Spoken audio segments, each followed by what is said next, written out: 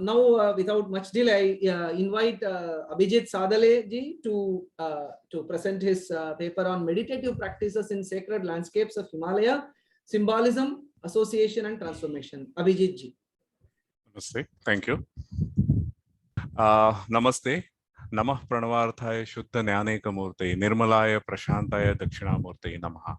With the salutations to the Guru, I present a slightly different but a very important topic. I am focusing on meditative practices and the legacy of it in terms of meditative spaces created in a sacred landscape of Himalayas. The symbolism associated with, also the association of it, and the transformation that is being brought about in these spaces. As we all know, meditative practices is the essence of our dharmic way of life. Not only that, it has shaped our cultural perception of how we see our surroundings or how we see the geography around us and transformed them over the years into sacred realms, which were again conducive for its development. So it was a kind of a symbiotic relationship. And as you find, these sacred realms, which were frequented by yogis, sannyasis, and different seekers of different nature, they can be documented or they can be seen throughout the years in terms of certain paintings or over a certain period of a time. These sacred realms over the period evolved into a larger geography with the interrelationship of nature and culture, what is called as the sacred landscapes. Now, that is a concept which is identified worldwide as a cultural landscape by UNESCO as an important cultural heritage category in the human history.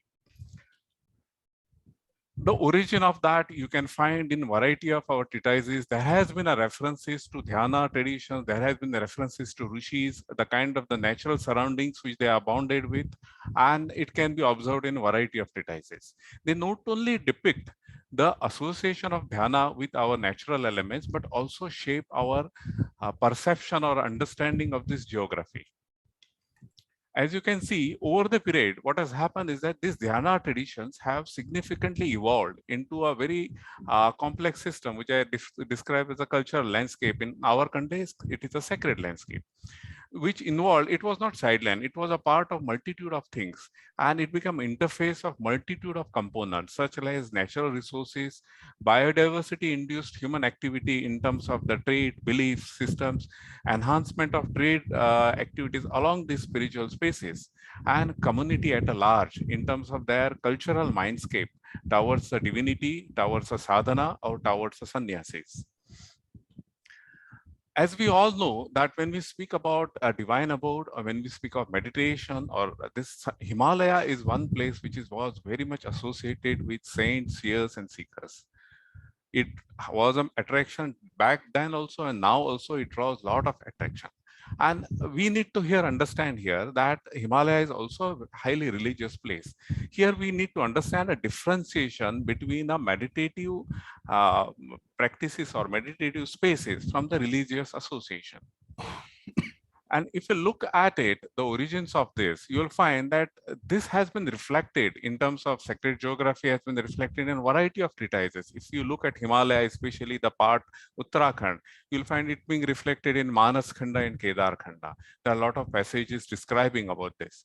And then you will find another valuable resource, which is generally overlooked, is meditative practices and outlook towards a meditative outlook towards divinity and the surrounding.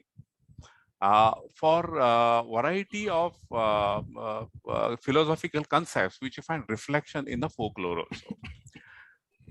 Siddhashram. Now, this is one of the most apex. This has also been considered synonymous with the Buddhist Shambhala, though there is a debate about it. It is a mystical hermitage or ashram where Siddhas do live.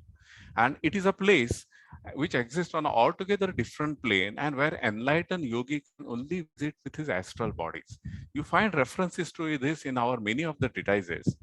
Now, if you look at it, you'll realize that this evolution of Himalayan sacred landscape as an important meditative space or important meditative venue for meditative practices has been for quite a long period of a time. It has flourished, right? You can see, you can go back to different tribes, unnamed tribes also. Then you have Pashupat Lokaleshwara Pantha. Then you have Natha Sampradaya, Naga Sadhus, Kashmir Sevism, Vaishnav sects.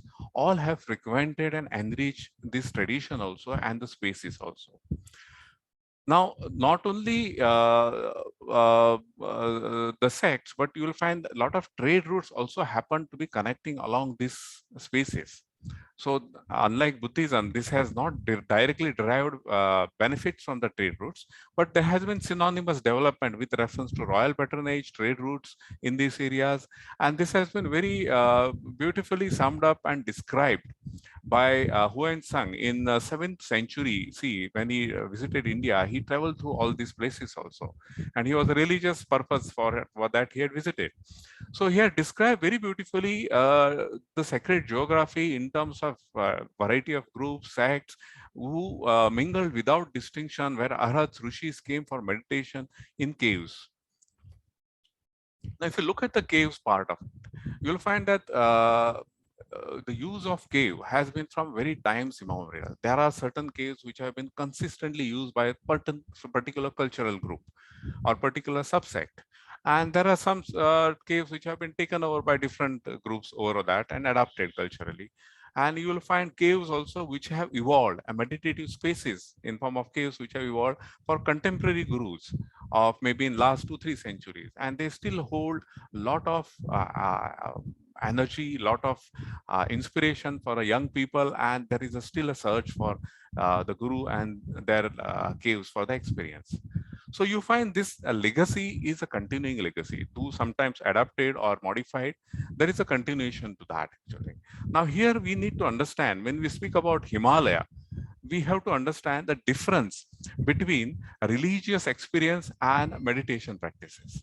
Now, both two are synonymous or overlap each other. There is a slight difference to that. In religious, there is it is an mass being experienced, and that experience happens through pre-ordered religious rituals and where emotional responses are culturally adapted in a particular way. Whereas a meditation practice is a largely individual. And there is a process of self-realization, anubhuti. But like Kshetra, there is no limitation of space and time. But like Kshetra also, there are certain spaces which facilitate yogi or dhyani or seeker to attain a particular state of mind very easily, much easier rather than the others. Now, why does this happen? How do we really look at and experience meditative spaces? Now, meditative spaces are actually to the real sacred landscape, which are a geo-ecological reality. Now, for that, you have to perceive the manifested spiritual reality. So there is another dimension, which is a revelatory in a nature. There is something to be discovered, perceived, and to be revealed to each person. Now, this is a very interesting process, and this is worth looking at it actually. There is again, like most Indian fields of thought, there is a metaphor of a body and ascension. There's a metaphor to ascension of one state of mind or one state of purity also within. And it is very closely associated to the mountain and mountain peaks. That is one of the reasons. There is a connotation of Sikha. It is a cultural, architectural, and geographical symbolism, I would call it. A Brahmin is initiated into Gayatri Dhyanam or made capable of doing that only after going through a process of initiation, which involves sutra as well as a shikha. Similarly, a temple is initiated into worship with consecration of Kalasha Sthapana. On top of it, a sikha, that is Sikhara. Similarly, Sikhara of a mountain is also a very important symbol. It is something which each dhyani has to ascend to, not physically. So this is a lot of metaphor of our philosophy with reference to energy centers, with reference to chakras, with reference to especially when it comes to mountain and the cave. It's a dual axis, I would say. One is the topmost point, one is the lowermost point. Now it has a different connotations. Do it's a lowermost point, it has altogether different connotations. So cave is an inversion of mountain in many ways, and it signifies a process of going deeper within actually. So you will find that caves and mountain peaks have been very much popular or very popular is the wrong word, very much conducive for meditative practices. Now, if you look at this process of self-realization, anubhuti, or self-discovery, I would not get caught up in a terminology, but there is a process of culturing of mind and culturing of individual involved, wherein a person is able to identify and arrive at a sacred landscape. I would sum up it in the two categories. One is a collective stimuli and second is an individual stimuli. Now, how does a collective stimuli works? It works through a variety of, definite features. Like some of them are in a formative nature, some of them are enhancing nature, some of them are able to contemporary experience popularize, and it creates a traditions, customs, ritual, which draft our mindscape to respond to a particular sacred geography in a particular way. Now, this is again a dhyan or meditation is a individual esoteric kind of a process. So there is a sensorial, emotional, and intellectual responses to that also, stimuli to that also. So there is a physiography which is to be perceived, received, and there is accumulated knowledge which allows you to process it in your mind. Now, all of this help us in achieving a particular state of mind more easily by responding to the sacred geography around us.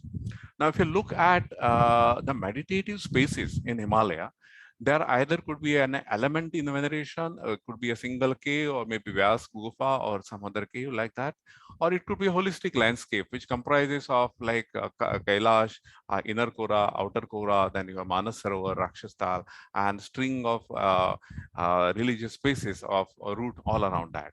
So it's a combination of that. And even if when I looked at it, I could also look at it in this manner in terms of use and association. Now, these caves also can be categorized in order to understand which of these elements, spaces have been associated with the yogic dhyan meditative practices by seeker, which of them are in a continued use, and which have undergone a transformation or adoption by a different group, and which have been associated with accomplished guru, saint, religious figure. And there are places of manifestation of divine in Himalayas. Those are also very active meditative spaces. And then there are places associated with meditative practices in the contemporary period, new spaces. This process is continuing on. New spaces are being opened up by contemporary gurus.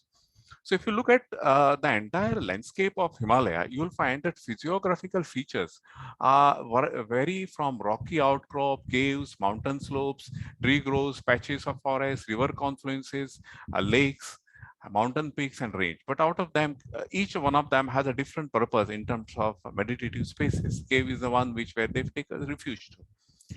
Now, why we are doing this? The purpose is that in relatively, you will find a Buddhist cave have been well patronized because of certain philosophical difference. I would speak about it later. And much of this Hindu meditation practices and the caves and areas associated have been vastly undocumented and thereby unprotected also. So when we seek of conservation of these spaces for the posterity, for the new generations to come, we have to look at it in a holistic manner because they are a part of a much larger geography.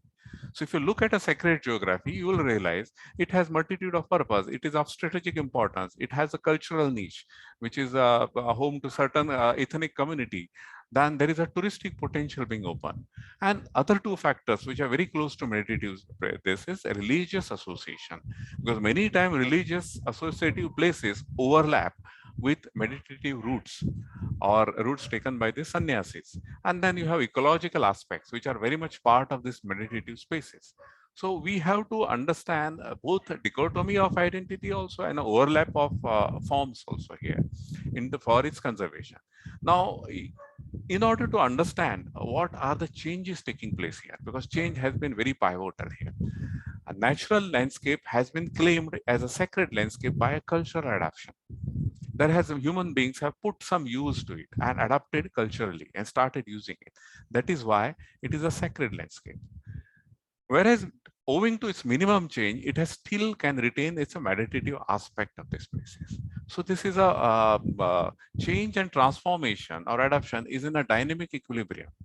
We have to maintain this equilibrium if we have to still retain meditative aspect of our sacred landscape, which is one of the greatest heritage of Bharat, I would say. So for that, we have to think in terms of whether we should be allowing a certain changes in physical form in terms of additions. We should think of use capacity of those places. We have to seriously think about institutional and non-institutional involvement. We have to look at the non-dhyana stakeholders being a part of that entire landscape.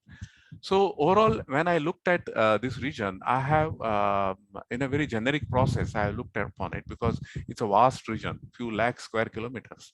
So there are primary 4 impacting entities. One is a government agency, second is a private entities, general tourists, local inhabitants, and they have their needs of development infrastructure. And there is a economic activity, tourism activity.